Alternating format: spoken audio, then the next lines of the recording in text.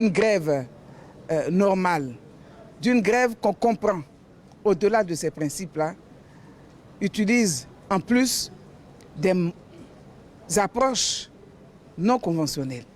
Perturber les cours, cela ne saurait rester sans suite. Ce n'est pas dans la rue qu'on va vous appeler pour venir négocier. Alors je lance vraiment un appel aux quelques perturbateurs. Je leur demande de revenir à la table de discussion, de revenir à la table de négociation.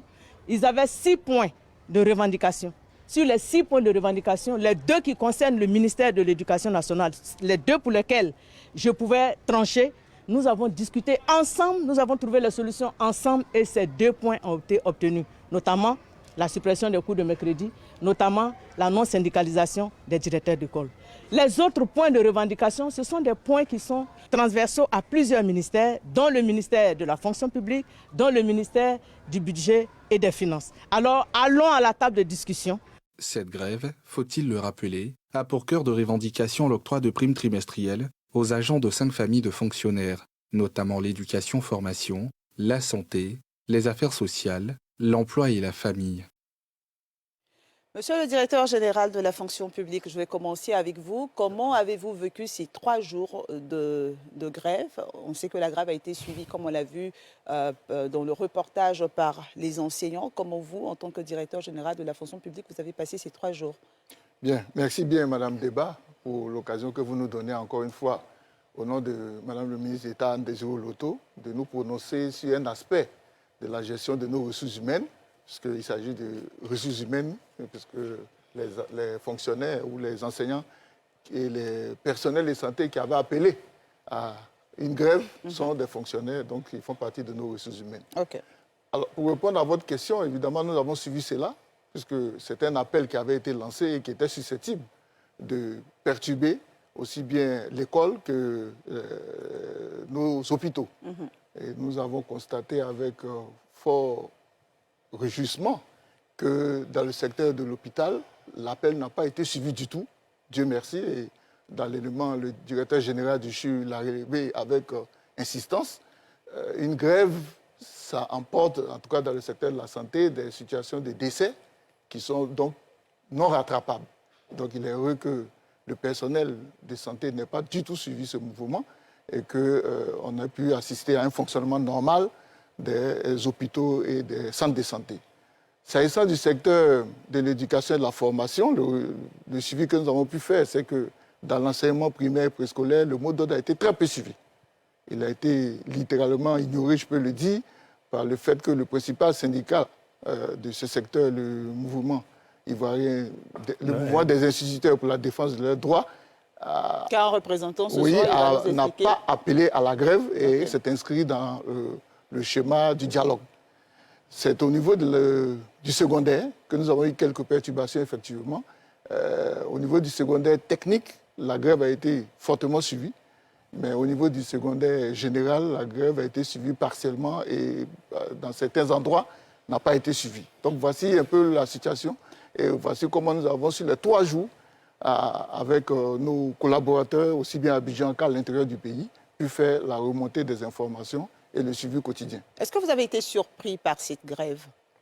Surpris, non, puisqu'ils l'ont annoncé, mais un peu étonné. Pourquoi étonné? Étonné parce que le gouvernement, et depuis que moi j'étais jeune fonctionnaire, les syndicalistes que je connais très bien avaient une rengaine. C'était que le gouvernement ne s'inscrivait pas dans le dialogue.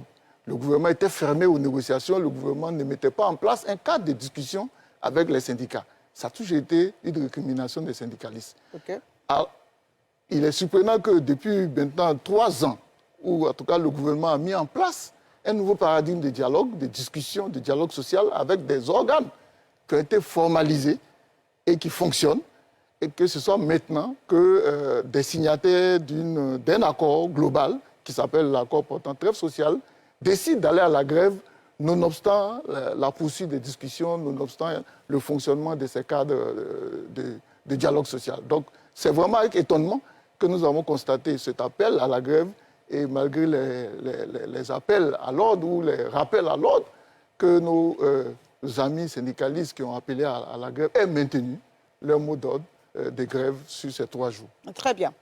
Bliblé David, je vais me tourner vers vous. Votre organisation fait partie de ces organisations qui ont signé la trêve sociale dont parlait monsieur Soro. Pourquoi cette grève? Dites-nous. Oui, je voulais d'abord vous remercier, Madame Débat. Je pense que cette grève a suivi un processus pour qu'on arrive à la grève. OK. Au niveau, depuis 2022, nous avons discuté avec l'État au niveau donc des revendications qui étaient transversales. Et ces revendications transversales terminées, un autre groupe de revendications qui sont donc sectorielles, donc propres au ministère, devrait commencer. Et ces revendications, chaque ministère devrait donc, les revendications qui sont de son ressort au niveau du ministère de l'Éducation nationale, pédagogique, administrative, le ministère devrait donc apporter des solutions. Nous discutons pendant 2 ans.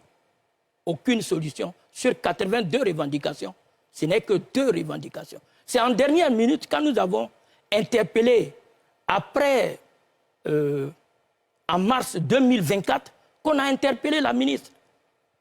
Il y a eu une assemblée générale qui avait décidé de bloquer les examens de fin d'année. L'intersyndical du MENA a dit non, on a commencé, on va donner la chance aux discussions. Et bien donc, on a passé en revue près de 82 revendications. On devrait se retrouver dans un atelier pour valider les discussions, c'est-à-dire ce que notre ministère était, où elle pouvait apporter des solutions. Et là, où elle ne peut pas apporter les solutions, elle allait transmettre ça au ministère de la fonction publique. OK. Et bien donc, ce séminaire a été botté en touche. Aucune raison n'a été donnée. Et donc, toutes nos revendications s'entendent, aucune réponse n'est donnée.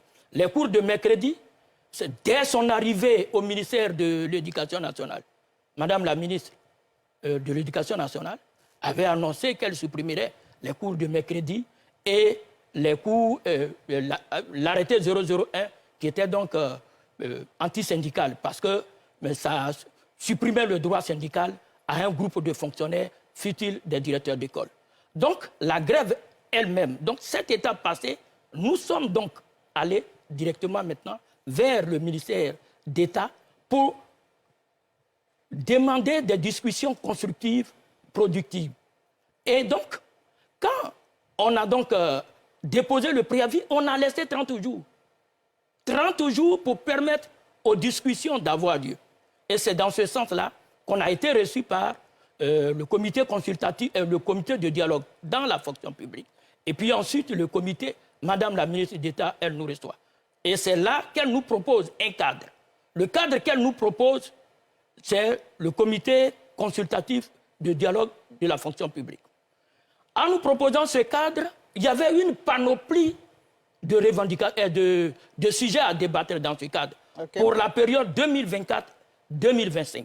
Nous avons dit, lors de nos échanges directs avec Madame, de mettre en priorité notre revendication sur la prime d'incitation au trimestriel aux enseignants de Côte d'Ivoire. Bon, cela, on n'a pas pu avoir la réponse idoine lors du lancement. Et nous avons demandé une autre exigence qui était donc un calendrier, parce que nous venons de sortir des autres ministères techniques, parce qu'il n'y avait pas de calendrier précis. OK. Il n'y a pas de calendrier précis. Voilà. D'accord. Et puis, je voulais un peu dire, par rapport à ce que le directeur général vient de dire, la grève a été peu suivie. Je pense que ce n'est pas la bonne information.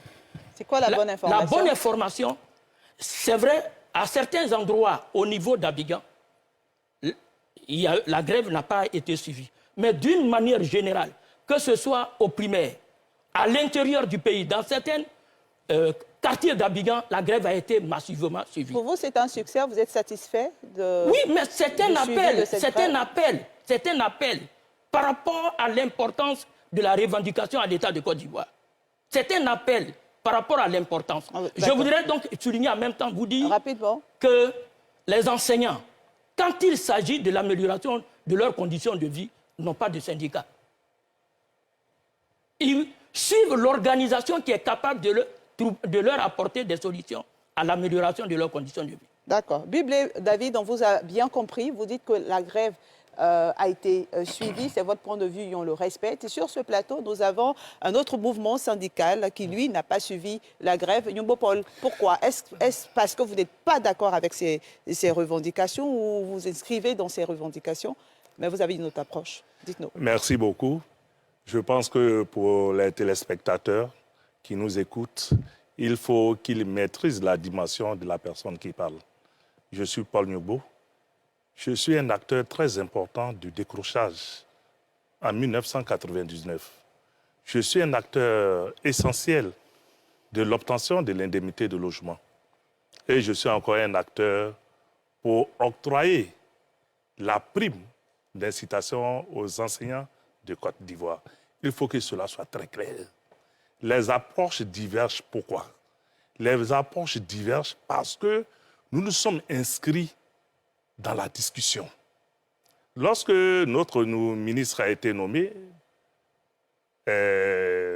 Madame la ministre Marietou, qu'elle a été nommée, professeur, qu'elle a été nommée, elle nous inscrit dans la discussion. La question, par exemple, des cours de mercredi a été instaurée en 2016. Ce n'est qu'avec l'avènement de la professeure et dans la discussion que nous avons réussi à faire partie de cette revendication. La question de la syndicalisation des directeurs d'école a été réglée dans la discussion. Et nous, le mouvement des instituteurs pour la défense de leurs droits, était en pleine discussion avec l'autorité politique. Donc nous n'avons pas trouvé nécessaire d'aller en grève parce qu'on va en grève lorsqu'il y a un blocage. Quel était le blocage? Nous, à notre niveau, nous n'avons pas constaté de blocage. J'ai fait une assemblée générale le 28 septembre. Le 27 septembre, j'ai été reçu à la fonction publique pour m'informer de ce qu'un cadre de gestion de la question contradictoire allait être créé pour gérer la contradiction. Après, à la primature, le cadre est mis en place. Quand je regarde là, d'abord, ça a été mis en place par un décret signé par le président de la République qui s'inscrit dans la résolution du problème. C'est le président de la République qui signe un décret pour créer le cadre de discussion et de gestion de la revendication. C'est vrai que dans les points qui ont été énoncés, la question ne venait pas en numéro 1, mais la question était bien inscrite dans les différents points qui étaient inscrits et qui devaient être discutés à l'intérieur de la commission. Mais à partir du moment que la commission, dans sa gestion, dans la discussion, elle peut faire d'un point qui a été énoncé dans la présentation de la commission comme point 5, la commission peut la mettre en point 1. Ça dépend de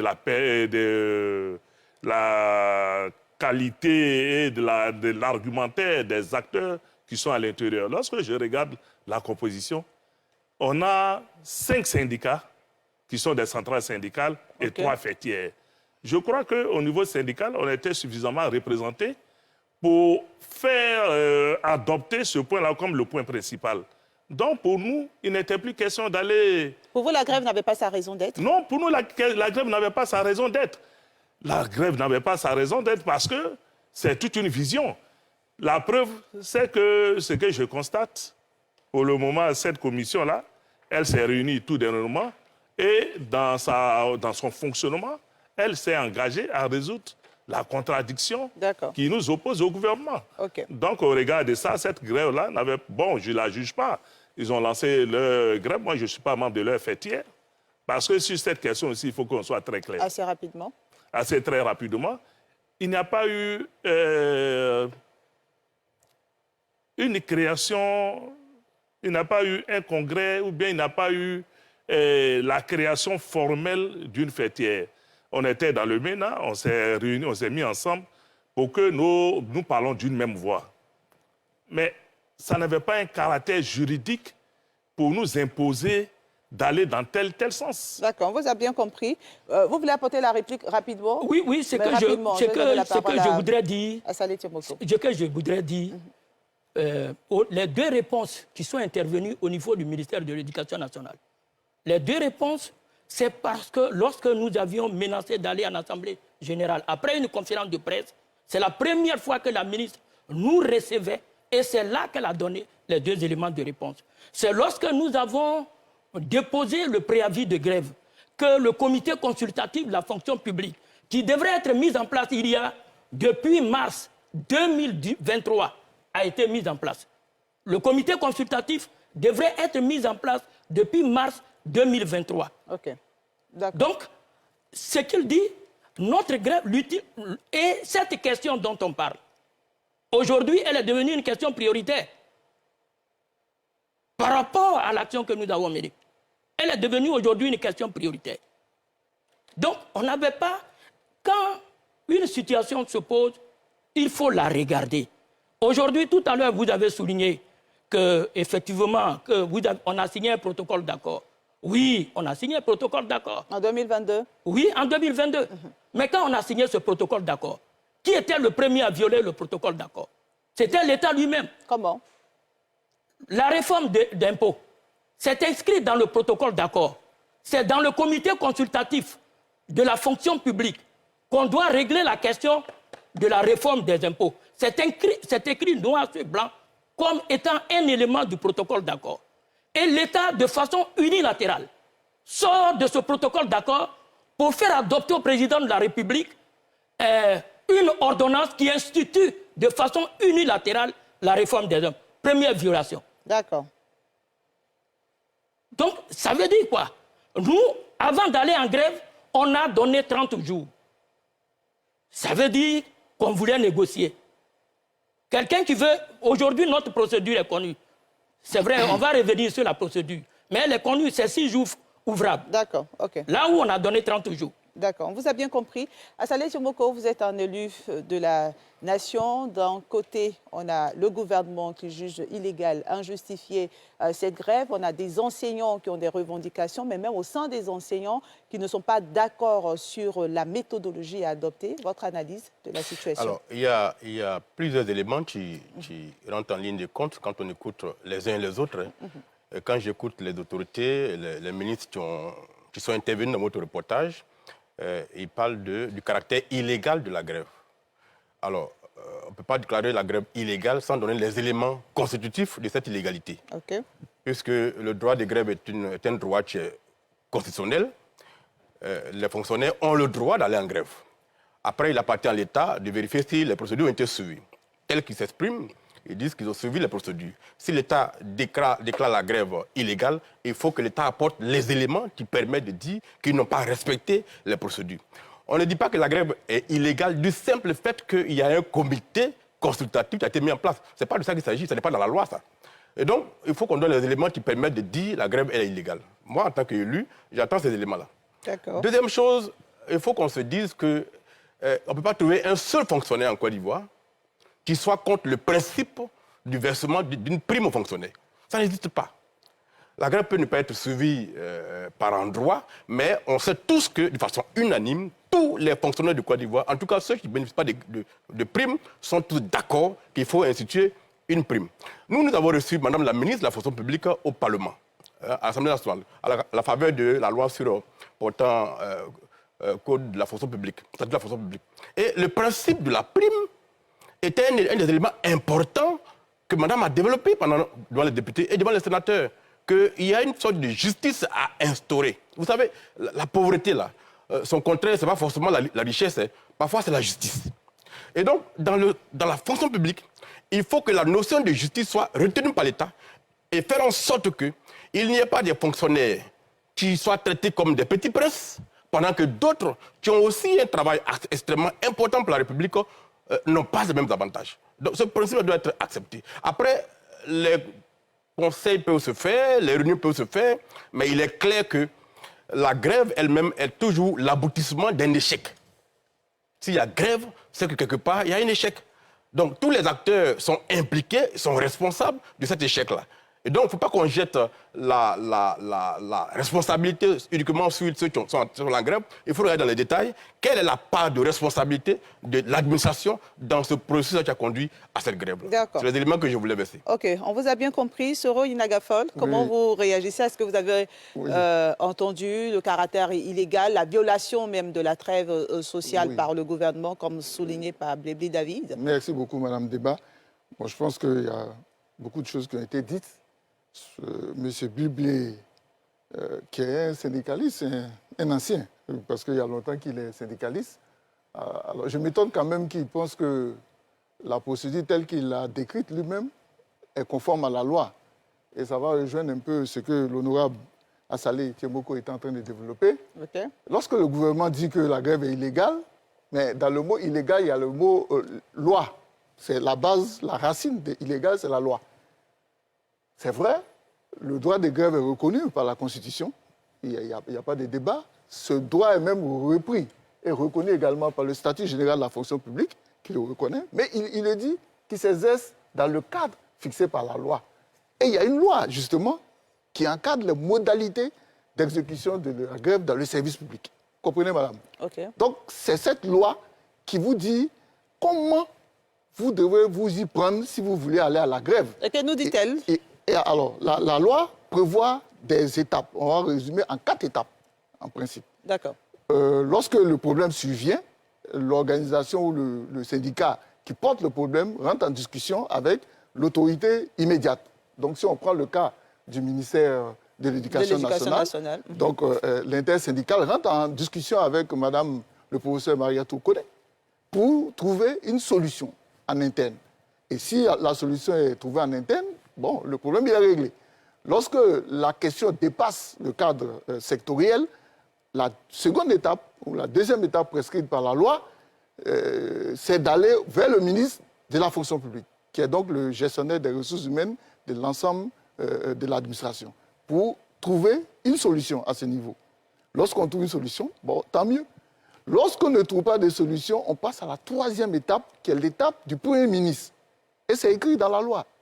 Il est heureux que nous ayons autour de la table un représentant de la nation, un député de la nation. C'est écrit dans la loi. Sauf à dire que le législateur ne savait pas ce qu'il écrivait, mais il a bien écrit qu'il faut aller jusqu'au Premier ministre. Et c'est lorsqu'il y a un échec au niveau du Premier ministre, c'est-à-dire lorsque le Premier ministre n'a pas pu donner une réponse à la préoccupation ou au problème posé, que l'organisation syndicale qui était porteuse de la préoccupation peut déposer un préavis de grève. C'est là seulement que l'organisation peut déposer un préavis de grève et le délai, c'est 6 jours minimum entre le moment où elle dépose le préavis et la date projetée pour entrer en grève. Voilà la procédure. Il ne s'agit pas de déposer un préavis aujourd'hui et de donner 30 jours, comme je l'ai entendu, et puis dire non, c'est légal. C'est totalement illégal parce que pour que ce soit légal, il faut suivre la procédure prescrite par la loi numéro 92-571 du 11 septembre 1992 portant modalité d'exécution de la grève dans les services publics. C'est une loi qui a été votée au même moment, ou le même jour que l'ancien statut général de la fonction publique, le 11 septembre 1992. Donc c'est très important que cela soit dit. On peut trouver que la procédure est longue, mais c'est la loi. Comme on le dit, la loi, c'est la loi. Il faut rentrer là-dedans. Dès l'instant où vous sortez de cette loi, votre grève est illégale. Et donc, c'est pour cela que le gouvernement le dit dans ses éléments de langage, que cette grève est illégale. Et elle l'est. Dans la forme. Et maintenant, sur le fond, je vais vous donner la parole. Bon, allez-y. Oui. Par rapport à cette loi, il faut que le directeur... Laissez-le juste développer. Il faut que le directeur général aille plus loin pour dire avec délivrant d'un récépissé. C'est écrit. Je n'ai pas de problème avec ça. Oui. Avec délivrant d'un récépissé. Et vous avez le récépissé? Vous l'avez obtenu? Non, je veux dire, il faut qu'il termine. Oui, je suis d'accord. Il ne faut pas qu'il termine. Non. Et quand vous avez fini avec le ministre, avec le Premier ministre, c'est là que la grève est légale, mais avec délivrance d'un récépissé par le ministre chargé de la fonction publique. D'accord. Laissez-le terminer. Bon, d'accord. Allez-y, monsieur le directeur. Je suis d'accord. Donc, le 10 ans, ça veut dire qu'il connaît la grève. Procédure. Oui, ça veut dire qu'il connaît la procédure de la grève. Et donc, il la connaît, mais il passe outre. Et ça démontre encore une fois le caractère illégal de la grève qu'il a eu à conduire. Donc ça, je voulais vraiment insister là-dessus. Et puis, comme l'a dit l'honorable, la grève, c'est l'aboutissement d'un échec. Ça, je suis d'accord avec l'honorable. Et donc, pourquoi on parle d'échec, on doit se donner les moyens d'épuiser toutes les voies. Parce qu'aujourd'hui, est-ce qu'on peut dire raisonnablement que c'est la question de la discussion autour de la prime, qui est la question centrale, qu'on est à un échec? Non, on n'est pas à un échec parce qu'on a à peine commencé les discussions. Les discussions dont il parle, il dit que depuis 2 ans, ils sont en discussion avec le ministère de l'Éducation nationale. Mais ça, ce sont des discussions sectorielles qui sont également menées dans d'autres ministères. Donc, on ne peut pas préjuger du fait que ça fait 2 ans, vous discutez, et donc c'est un échec, on va à la grève. Oh, il ne faut pas rentrer dans l'émotion. Vous n'avez pas été saisi du dossier, vous, en tant que ministère de la fonction publique? Non, il a dit. On a été saisi que lorsqu'ils ont lancé, comme il a dit, son préavis de 30 jours, là. Vous voyez? Or, ce n'est pas comme ça que la démarche est. Ça, c'est d'un. Et de deux, le problème le gouvernement aurait rompu la trêve. Mais je dis, c'est grave. Oui, mais ça est dans le protocole d'accord. Laissez-le terminer, s'il vous plaît. Vous ne pouvez pas dire ça, monsieur Bliblé. Ça est dans le protocole d'accord. Non, non, non. Ça est dans le protocole. Monsieur Bliblé, laissez-le terminer. On n'a pas dit le contraire, laissez-le terminer. Lisez-moi ce passage. Oui, je vais lire le passage. Que le protocole prescrit et que le gouvernement aurait violé, et que vous estimez que c'est une violation ou c'est une rupture de la trêve sociale. Non. Puisque vous dites que c'est le gouvernement qui a été le premier. S'il vous plaît, je n'ai pas parlé que c'est une rupture. Bon, vous avez parlé de violation. J'ai parlé de violation. Et puis on n'a rien dit. Et nous, on a interpellé la ministre d'État. Voilà. Quel est donc ce engagement du gouvernement? D'accord. Le temps qu'il retrouve, continuez votre développement. Voilà. Donc, je le dis, le gouvernement n'a aucunement violé le protocole. C'est un gouvernement responsable. Et je pense que nous avons tous suivi le processus qui a abouti à la signature du protocole d'accord portant trêve sociale le 8 août 2022. Ça a été un processus responsable, co-construit. Depuis octobre 2021, les discussions ont commencé avec l'ensemble des organisations syndicales, comme il a dit M. Nyobo, qui est constitué de 5 centrales, les 5 centrales syndicales et 3 fêtières des syndicats. Et c'est ensemble avec le gouvernement que les points ont été négociés, discutés de manière transparente jusqu'à ce qu'on arrive au 8 août 2022 pour la signature. Et il a écrit dans le protocole que le protocole n'épuisait pas toutes les questions. D'autres questions ont été renvoyées au cadre de négociations, de discussions, notamment le comité consultatif de la fonction publique, mais aussi les comités sectoriels du dialogue social qui ont été institués dans chaque ministère. Et ça, il faut que cela soit dit et su. Et c'est dans ce cadre-là que les discussions devaient se faire et arriver à proposer au gouvernement des solutions sur les problèmes qui sont encore pendants. Parce qu'il ne faut pas penser, et jamais il n'a été dit que le protocole d'accord évacuait ou épuisait l'ensemble des questions qui étaient posées par les fonctionnaires. Très bien. Bliblé David, vous avez retrouvé votre test? Quand le comité consultatif de la fonction publique devrait traiter d'un certain nombre de sujets, là, le troisième, l'opérationnalisation du comité consultatif, la question de l'adoption d'une nouvelle grille, la question du relèvement de l'indice référentiel, la finalisation et la mise en œuvre par le gouvernement de la réforme du système d'imposition des salaires consacrant la suppression de la contribution nationale. Ça, le comité consultatif devrait le faire. Et nous étions encore, sans que nous consultions, l'État fait prendre, le gouvernement a fait prendre une ordonnance au président de la République instituant la réforme d'impôts de façon unilatérale. Nous essayons donc d'informer, d'interpeller Madame la ministre. On est sur la table de discussion. Comment l'État, de façon unilatérale, peut aller prendre une réforme en mettant de côté les travailleurs? Ok, d'accord. Rapide réponse. Monsieur le directeur général. Et ça, c'est un élément du protocole. S'il vous plaît, on a fini. D'accord. On est d'accord que ce point est dans le protocole. Et il a bien lu. On a parlé de finalisation. Je voudrais vraiment qu'on est là autour de cette table pour que aussi les citoyens ivoiriens qui nous regardent comprennent. Les mots ont leur sens.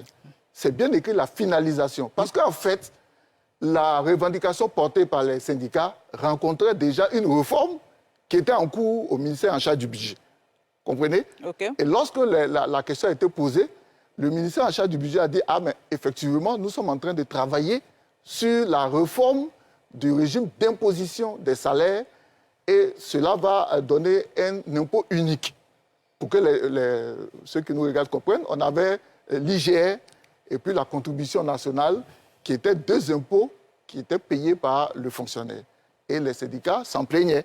Et dans le même temps, le ministère des Budgets travaillait à une refonte de ce régime pour en faire un seul impôt. Et donc, c'est pour cela que pendant les discussions, lorsque le problème a été posé, il a été écrit comme ça, finalisation du régime, et cela a été fait. De ce que vous êtes en train de dire, c'est que... Laissez-le, s'il vous plaît. David, vous n'avez pas la parole, s'il vous plaît. Voilà, ayons un débat civilisé, s'il vous plaît. Donc, c'est pour cela que la finalisation a été faite, et effectivement, depuis le 1er janvier de l'année, ce nouveau régime est rentré en application, et les syndicats ont signalé que cela n'a pas été fait de manière consensuelle. Très bien, d'accord. Non, je finis. Finissez. Et donc, le gouvernement, puisque le gouvernement n'est pas dans une approche de conflit, le gouvernement a dit, OK, en ce moment, on inscrit cette question encore aux travaux du comité consultatif de la fonction publique.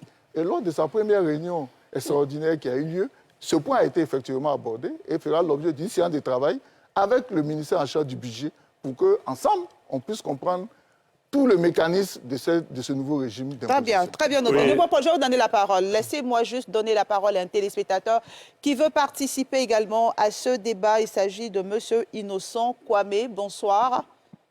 Oui, bonsoir madame. Vous nous appelez de Angré, de la commune de Cocody. Et pour vous, la prime doit être donnée à tous les fonctionnaires, si j'ai bien noté votre point. Effectivement. Vous savez, aujourd'hui, la prime qui est reversée aux fonctionnaires des régimes financiers est reversée pour ne pas que ces fonctionnaires soient corruptibles. Sont-ils vraiment incorruptibles? Chacun en jugera. Il n'y a pas de fonctionnaires mieux lotis que d'autres, ou bien du moins des fonctionnaires qui aient des privilèges que d'autres ne peuvent pas avoir. Soit on la donne à tous, soit on la retire à tous. Maintenant, la grève, qu'elle soit légale ou illégale, injustifiée ou justifiée, je pense que nous avons l'honorable sur le plateau qui pourra mieux nous éclairer et puis qui pourra nous en dire plus. C'était ma contribution. Merci beaucoup pour votre contribution. Nyobo Paul, on vous écoute. Merci beaucoup. Je pense qu'en venant à ce débat, les enseignants ont beaucoup d'attentes sur l'octroi de la prime. Est-ce que c'est rassurant? Nous sommes sur ce plateau. Est-ce que c'est rassurant qu'ils auront la prime? Parce que c'est l'élément qui a déclenché... C'est votre préoccupation principale. Oui, est-ce que les enseignants auront la prime? Oui, effectivement, les enseignants auront cette prime. Parce que qu'est-ce que cette prime, en l'octroyant, qu'est-ce qu'elle corrige? Il y a tout un mouvement au niveau des ministères. Quand vous prenez les ministères sans prime et les ministères à prime, vous voyez qu'au niveau de l'éducation nationale, comme cette prime-là n'existe pas, on assiste à un exode assez prononcé des enseignants vers d'autres ministères à prime. Donc, vous comprenez pourquoi nous sommes engagés à ce qu'on puisse octroyer cette prime-là aux enseignants pour que l'équité soit respectée. Et puis, comme je le dis encore, lorsque un certain nombre de dispositions juridiques sont édictées, ça doit créer la confiance au niveau des enseignants. Un décret est un acte juridique. Monsieur le député, il est là. Le décret est un acte juridique. Parce que lorsqu'on prend les normes juridiques, après la Constitution, il y a les ordonnances. Après les ordonnances, c'est les décrets qui viennent. Le décret, il est pris par le président de la République pour régler un problème de contradiction au niveau d'une administration. Donc, le décret qui crée un cadre de discussion pour pouvoir solutionner ce problème-là, je pense que les enseignants doivent faire confiance à l'instance qui est mise en place. Ils doivent faire confiance au gouvernement pour se dire quoi? Pour se dire, cette fois-ci, nous sommes attentifs, c'est vrai, nous allons suivre les débats, mais on pense qu'in fine, avec ce cadre qui est créé, on aura la prime à la fin. Maintenant, ce qui est de la légalité de la grève et de la non-légalité de la grève, moi, personnellement, en tant que syndicaliste, moi, je ne peux pas juger l'action de mes camarades. Okay. Je ne peux pas juger l'action de mes camarades. Moi, je les observe, ce sont des camarades syndicalistes. Et comme je l'ai dit, les voix ont été des voix divergentes. Nous nous sommes inscrits dans un processus de négociation. Ils se sont inscrits sur une autre voie pour aboutir au même résultat. La cause est la même. Oui, ça veut dire qu'on a pris deux chemins différents. Mais pour la même cause. Pour la même cause. Parce que moi, je ne les brûle pas. Mais moi, par contre, tout le monde veut me brûler. Pourquoi est-ce que Nyogo Paul n'est pas signataire du préavis de grève? Je dis non. Parce que moi, j'ai le droit de dire la vérité au regard de mon statut. Au regard de mon statut, j'ai le droit de dire ce qui est à ceux qui ont confiance en moi. Et c'est ce que nous avons fait, et c'est dans ça que nous continuons. Et après, vers la fin, si vous nous dites comment le temps évolue, on aura fait un appel. On n'a plus de temps. Mais vous allez oui, faire mais l'appel. donc si c'est comme ça... Vous allez faire l'appel. Laissez-moi juste donner la parole à Saleh Timoko, qui a été interpellé par... mais par rapport à la légalité... C'est moi qui distribue la parole. Je vais vous donner la parole, ne vous en faites pas. Saleh Timoko, on vous écoute. Il faut dire que dans la hiérarchie de normes, on a la Constitution. Après, on a la loi, peut être ordinaire comme organique. Après, on a l'ordonnance. Après, on a le décret. Après, on a l'arrêté. Oui. Alors, dans ce cadre-là, M. Bly semble dire qu'il était convenu que sur la réforme de l'impôt, il fallait qu'il y ait une discussion. Et contrairement à ce qui a été écrit, l'État a pris une ordonnance. Le gouvernement a pris une ordonnance pour instituer cet impôt-là sans qu'il y ait eu cette concertation. La preuve, M. le directeur le dit, on va revenir encore, après interpellation, à la discussion pour pouvoir prendre l'avis des syndicalistes. Ce qui veut dire que cela n'a pas été fait. Même si le ministère du Budget était déjà en projet pour réaliser cela, à partir du moment où c'est inscrit qu'il y ait un dialogue, l'État aurait dû prendre en compte leur avis avant d'y aller. Parce que, contrairement à ce qu'on pense, tout ça va le rattraper plus tard. La preuve, on va y revenir. Sur la question de la prime, je suis content que M.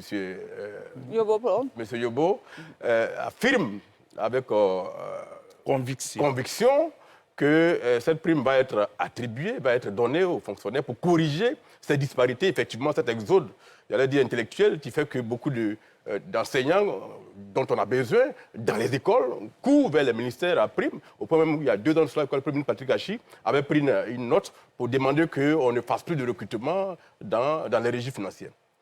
Alors, ce que vous dites, en revanche, est contraire à ce que le porte-parole du gouvernement a dit. Il a dit 2 choses qui sont très importantes. Le porte-parole dit que la revendication en question n'a pas de fonds documentaires. Voilà. C'est-à-dire que le gouvernement ne sait pas de quoi il s'agit. C'est très clair. Donc ce que vous dites là, ça rentre en conflit avec ce que le ministre a dit, puisqu'il dit que l'État de Côte d'Ivoire n'est pas au courant de ce dont il s'agit quand on parle de primes.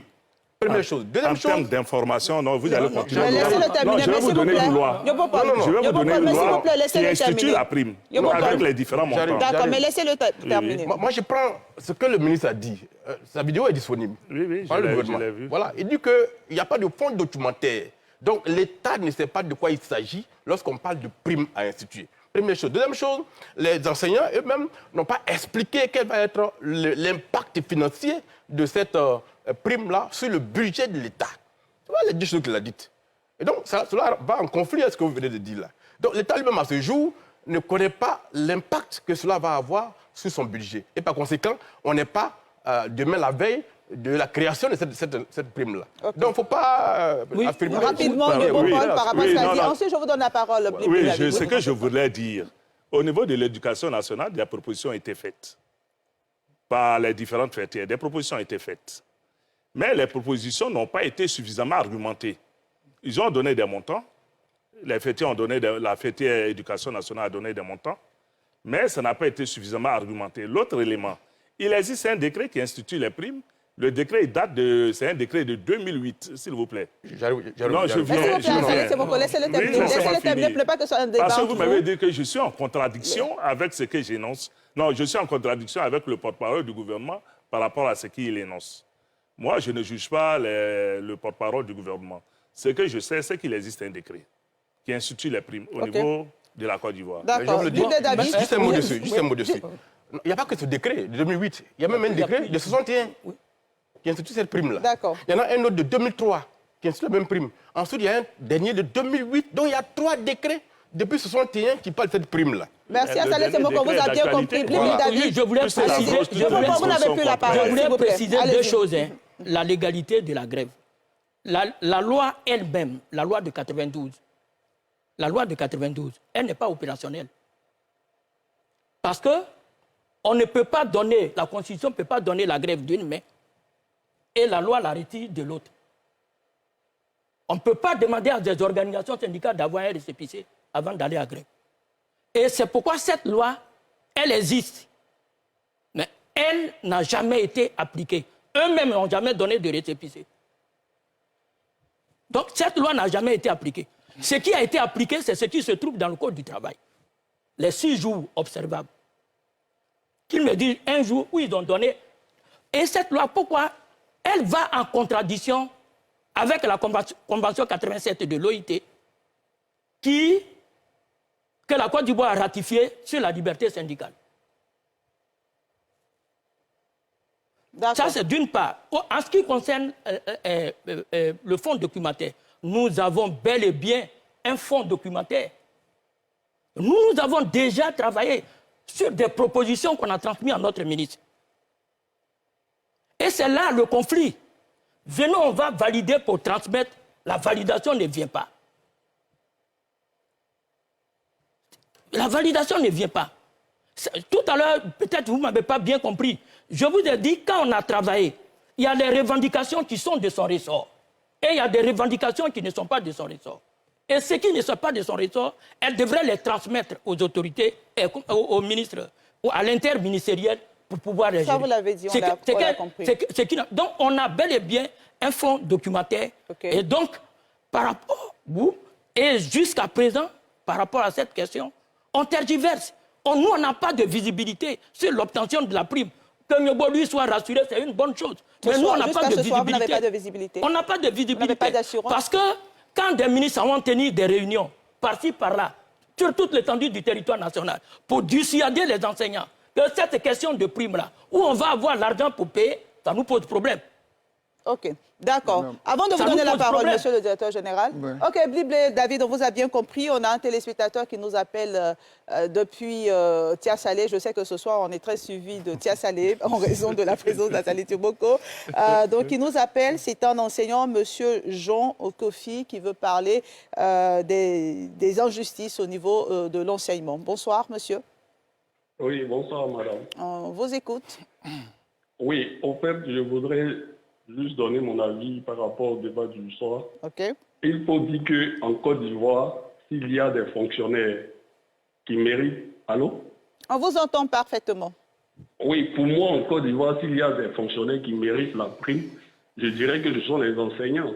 Aujourd'hui, quand on prend le cas des instituteurs, c'est bien vrai. Je suis content de trouver sur votre plateau nos représentants, nos secrétaires généraux de syndicats, bien habillés dans des vestes, peut-être même qui ont garé des grosses voitures avant de se retrouver sur le plateau. Mais aujourd'hui, prenez le cas d'un instituteur. Quand on parle d'école primaire, c'est la Côte d'Ivoire profonde. Il y a des instituteurs qui mettent même le sac sur la tête pour parcourir les champs de cacaoyers pour se retrouver à leur poste. Madame, de vous à moi, est-ce qu'à ces fonctionnaires-là, c'est leur octroyer une prime, est-ce que c'est mal fait? Aujourd'hui, vous allez retrouver des instituteurs dans des localités où il n'y a même pas d'eau, où il n'y a même pas d'électricité, où il n'y a même pas de centre de santé. Allez-y à Rosalie Koro. Allez-y à Nguessan Koro. Vous allez voir la réalité. L'école primaire, ce n'est pas en ville. Allez-y dans la Côte d'Ivoire profonde. Et quand vous allez ressortir, on ne va même pas vous demander quelque chose. Vous allez dire que les enseignants prenaient votre prix. C'est de ça qu'il s'agit. Aujourd'hui, c'est vrai, on parle de caractère illégal ou légal de la grève, mais ce qu'on retient, c'est que l'appel a été entendu là où il fallait. Okay. C'est ce que nous retient. C'est ce que nous retient parce que ce n'est pas avec le cœur en joie que certains enseignants ont fermé la classe, mais il fallait quand même ce mouvement-là pour que les gens nous regardent, pour qu'on sache qu'il y a quelque chose qui ne va pas. Et aujourd'hui, on l'a compris, tout le monde a compris. Vraiment, je remercie ceux qui ont lancé la grève. J'appelle aussi le camarade Nyombo Paul à vraiment nous montrer ce qu'on sait de lui, parce que le MIDD, qu'on le reconnaisse ou pas, le MIDD est le syndicat fort au niveau du primaire. Et ce syndicat fort-là, c'est de dire oui fort ce qui ne va pas. Et donc, nous attendons que le MIDD crie aussi, le MIDD rejoigne la bataille. Monsieur Jean Kofi, merci pour votre appel. Monsieur le directeur général, je me tourne vers vous. Nyobopol a l'assurance que la prime sera payée. Bliblé David est inquiet quant au paiement de cette prime. On a entendu ce téléspectateur. La journaliste, en moi, ce soir, vous demande sur la question de la prime des enseignants. Qu'est-ce qui est en train d'être fait? Est-ce qu'on a l'assurance que c'est une revendication qui est prise en compte ou alors c'est un dossier qui va être étudié? Bon, merci beaucoup, Madame Débat. Je voudrais, avant de répondre à votre question, revenir sur un point précis que M. Blibli a soulevé, qui dit que la loi de 92 n'a jamais été appliquée. Mais parce que justement, il n'a jamais emprunté la loi de 92. Pour avoir le récépissé, il faut effectivement traverser les étapes que j'ai indiquées. Mais si vous n'avez pas traversé les étapes, on ne peut pas vous donner un récépissé. Le récépissé n'a de sens que si vous respectez la loi. Et si on veut être un citoyen modèle, il faut accepter les lois que son pays s'est librement données et ne pas rentrer en rébellion vis-à-vis de la loi. Or là, c'est une rébellion, le fait de dire que c'est une loi et qu'on ne l'applique pas parce que bon, elle ne convient pas à votre entendement. Et vous allez plus loin pour dire que cette loi violerait une convention de l'OIT. Oui. Bon, moi, je ne suis pas en mesure ici.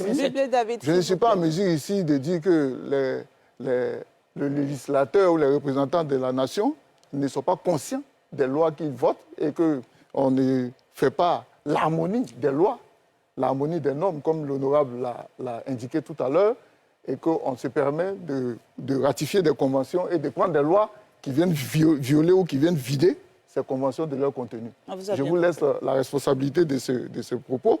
Mais ce que je veux dire, et j'ai entendu beaucoup de personnes parler d'injustice, etc., sur la question de la prime des enseignants, plus spécifiquement. Je dois dire que nous qui réclament un traitement égal au niveau des fonctionnaires. Voilà. Mais justement, quand on parle de traitement égal, mais les enseignants ont une grille décrochée. Ça, il faut le dire. Quand j'entends, oui, l'enseignant, il est ceci, il est cela, oui. Et le gouvernement a toute responsabilité parce qu'il sait que l'enseignant délivre son métier dans des conditions particulières. L'État de Côte d'Ivoire, depuis 1976, lui a donné une grille spéciale. Il faut que cela soit dit. On peut après trouver qu'il faut améliorer, mais il ne faut pas faire croire, parce que de tous les propos que j'entends, que bon, les enseignants n'ont jamais fait l'objet d'une attention particulière de l'État, du gouvernement. Ce n'est pas vrai. Le gouvernement est conscient que l'une des bases du développement socio-économique d'une nation, c'est l'éducation.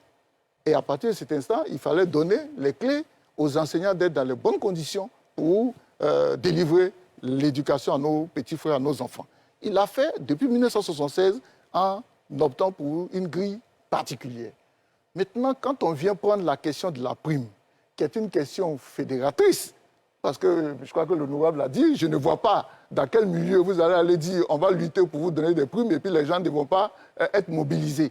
Mais évidemment, c'est un élément mobilisateur, mais ça ne veut pas dire, le simple fait de mobiliser les gens, que vous êtes dans le droit chemin. Il faut revenir à la table de discussion. Il faut revenir avec des données, quand on dit que ce n'est pas documenté, quand on vous dit qu'il faut donner des primes aux enseignants. Mais les enseignants, là, il y a 3 ordres d'enseignement. L'enseignement primaire préscolaire, l'enseignement secondaire et l'enseignement supérieur.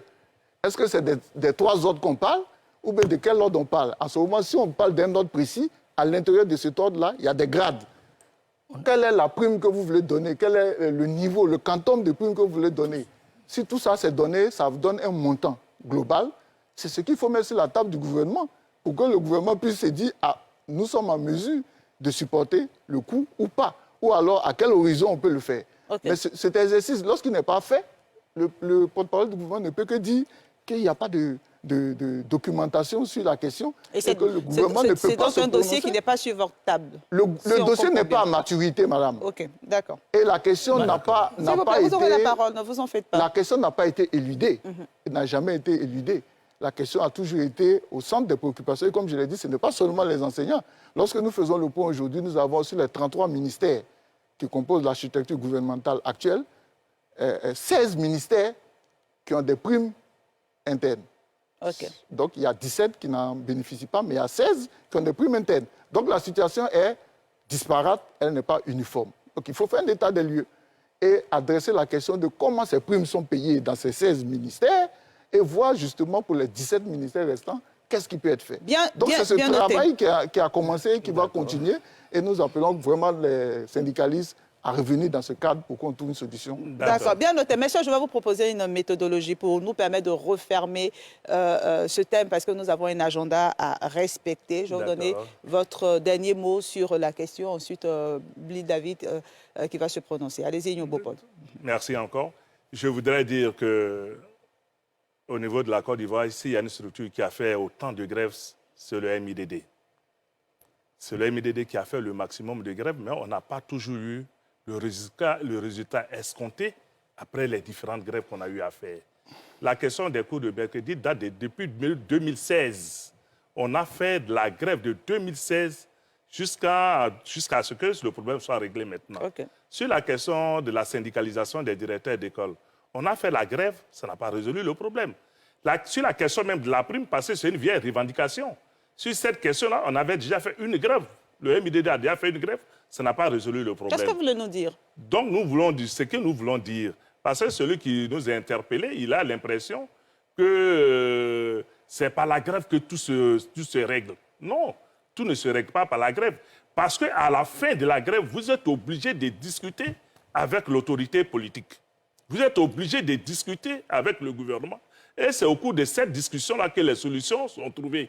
Ce n'est pas pendant la grève. Parce que pendant la grève, c'est la belligérance.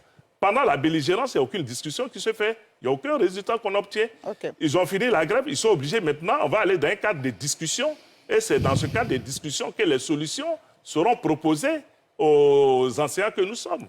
Et c'est dans la discussion que cette prime-là, nous allons l'obtenir. Merci beaucoup. Mais je voulais finir, s'il vous plaît, rapidement, sur les mesures qui veulent être prises contre les enseignants. Vous voulez parler des sanctions? Oui, contre les sanctions. Moi, je voudrais vraiment plaider à ma qualité, cette fois-ci, pas de syndicaliste, mais à ma qualité de PCA de la MUJEFSI, responsable de la santé de tous les fonctionnaires agents de l'État.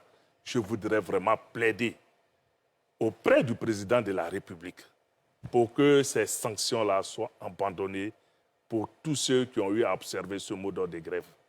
C'est mon cri de cœur, c'est vraiment mon plaidoyer et vraiment, je voudrais que ceux qui vont attendre ce message puissent le traduire au chef de l'État pour qu'on soit vraiment inscrit dans la discussion et qu'on n'ait pas à prendre en fin d'année là des décisions financière contre les enseignants, contre mes collègues. Merci, c'est sur ça que je finis. On vous a bien compris, Bli David. Moi, ce que je voudrais dire au Premier ministre, au Président de la République, que ce qui s'est passé, cette grève, montre l'attente des enseignants de Côte d'Ivoire par rapport à la prime.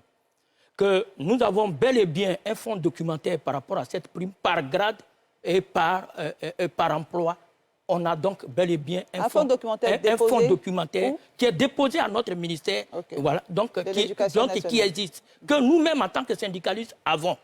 Donc, ça, et que la prime, le métier d'enseignant est un métier complexe. Est un métier complexe. L'enseignant, c'est celui qui se trouve là où il n'y a pas de fonctionnaire. L'enseignant, c'est un métier qui commence à l'école et qui se termine à la maison. L'enseignant n'a que son seul atout, son salaire, qui rentre dans ses activités professionnelles. Eh bien donc, tout à l'heure, il a parlé de la grille. La grille a été vidée pratiquement de sa substance avec les différentes révalorisations qui ont été faites où des indices ont été attribués à plusieurs emplois. Mais à côté de ces emplois, il y a aujourd'hui des indemnités qui permettent à ces travailleurs-là d'avoir accès à l'immobilier.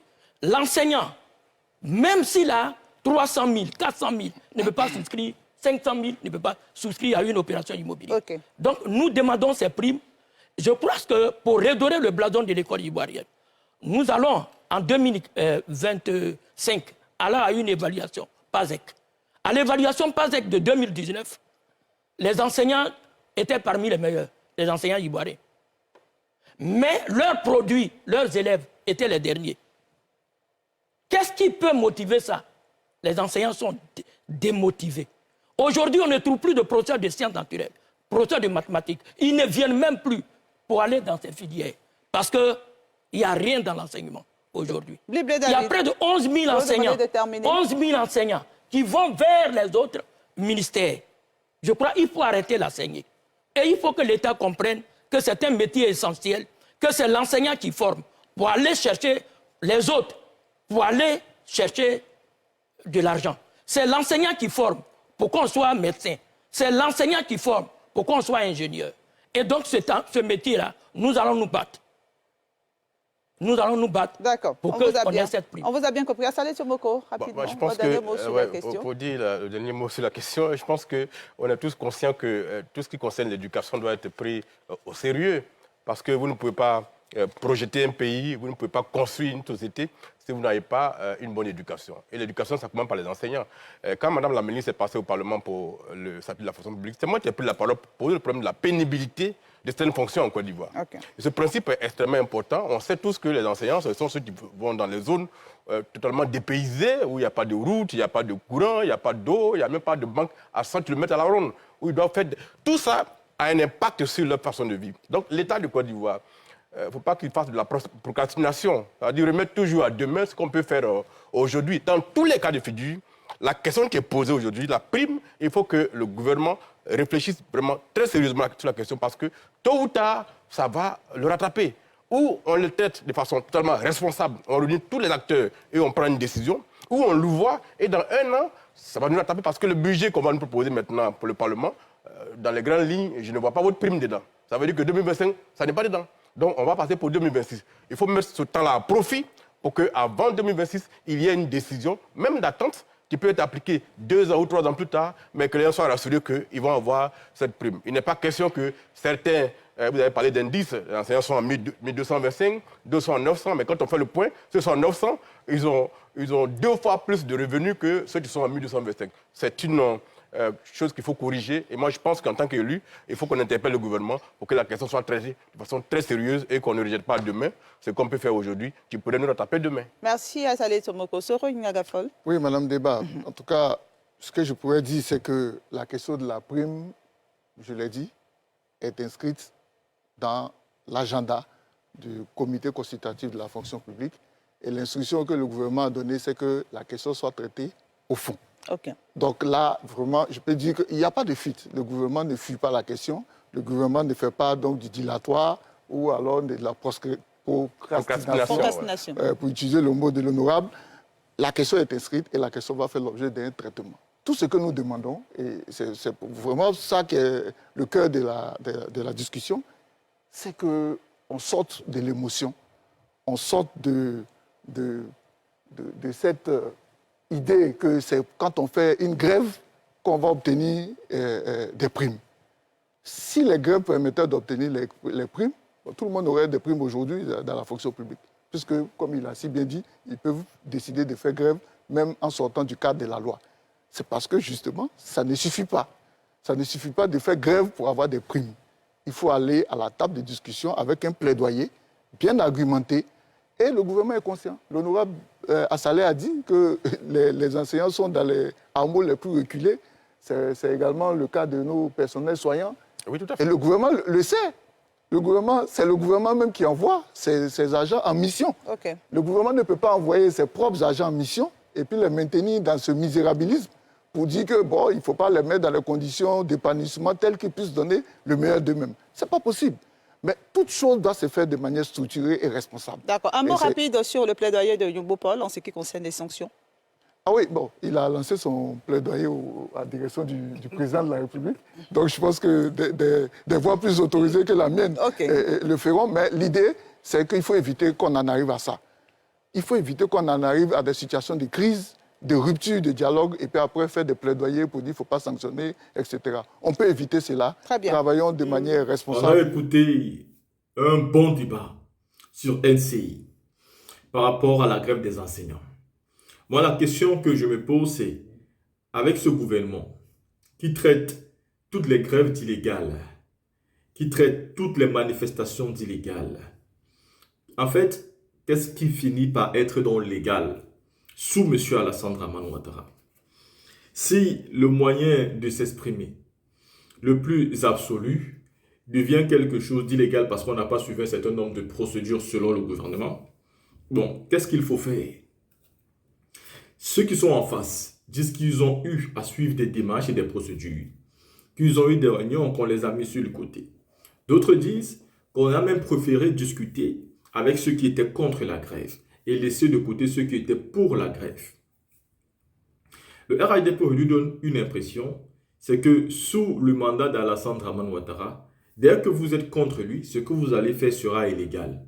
On peut vous citer par, c'est-à-dire un nombre infini, incalculable, d'innocents qui sont aujourd'hui en prison, tout simplement parce qu'ils ont pris la parole contre Alassane Ouattara. D'ailleurs, il faut dire que Pulchering Ballet avait été arrêtée, avait été jetée en prison, tout simplement parce qu'elle était partie au Mali. Si vous vous rendez compte, la Côte d'Ivoire n'a jamais déclaré la guerre au Mali. Le Mali et la Côte d'Ivoire ne sont pas des pays en guerre. Pulchering Ballet, à un moment donné, a quitté la Côte d'Ivoire et s'est rendue au Mali. Elle est rentrée du Mali, ils l'ont arrêté pour le mettre en prison. Lui accusant d'avoir atteint à l'État, de tentative de déstabilisation, tentative de coup d'État, atteinte à la sûreté de l'État. Donc, toujours des accusations en un point fini pour des gestes qui ne signifient absolument rien. Donc, vous avez donc aujourd'hui affaire à un gouvernement qui est d'une dictature, mais extrême. Extrême. Car la grève, la manifestation sont les expressions ultimes d'un peuple qui n'a plus droit à la parole. Un peuple qui n'est pas écouté. Est-ce que ces enseignants qui ont grévé n'avaient pas montré à un moment donné des signes de la colère? Est-ce qu'ils se sont levés un bon matin et ont décidé de gréver sans avertir au préalable que ceci devait arriver? Est-ce que la ministre de l'Enseignement ne s'est pas rendu compte à un moment donné qu'il y avait des failles, qu'il y avait des problèmes à résoudre? Non.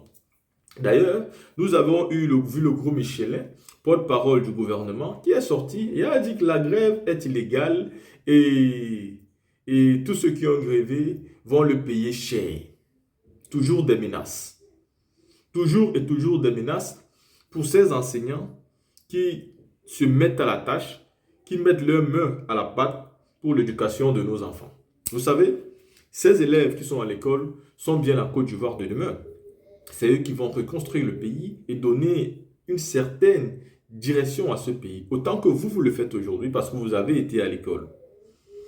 Et pour que ces enfants puissent aller à l'école et avoir quelque chose dans la cabule, il faut bien qu'il y ait des enseignants qui sont là. Mais ces enseignants aussi ont des choses dont ils méritent de manière même obligatoire. Et s'ils n'ont pas ça au moment venu, ce n'est pas vous qui allez décider s'ils sont bien ou pas. Non, j'ai souvent l'habitude de le dire. Si vous n'êtes pas bien, ce n'est pas celui-même qui vous a fait du mal qui va décider si vous êtes bien ou pas, ou bien les autres qui ne vous comprennent pas. C'est vous-même qui comprenez votre état d'esprit et c'est vous-même qui savez si c'est trop ou pas.